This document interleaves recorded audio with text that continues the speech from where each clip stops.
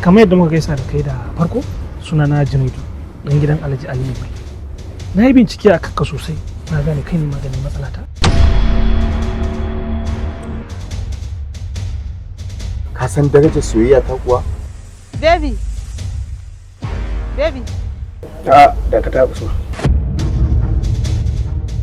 Ko da kowa baya bayan ka, ni ina son ka har abada. Ke malama. Tabbas ganin ki yana faranta min zuciya sosai, musamman yadda na ganki cikin farin ciki da annashuwa. Ke kuma wace ce zaki shigo gonar da ba take ba? Excuse me Fatima. A ina ganin mun riga mun ga magana ko for now you are no longer dating with me. Da haka wannan rigimar tasu bata shafe ki ba. Ka sani ko da kuɗi ko ka yadda ko kar ka yadda, tabbas Fatima za ta zama tasa. Ko kana so ko ba ka so. Ka sani tabbas na ba Fatima kulawar da kai ba za ka iya bata ba. Kafin ku zo ku bincike a kaina ba, to ni ina da wanda zan aura. Ku yi hakuri sai an ji. Ban taɓa tunanin zaki min haka ba.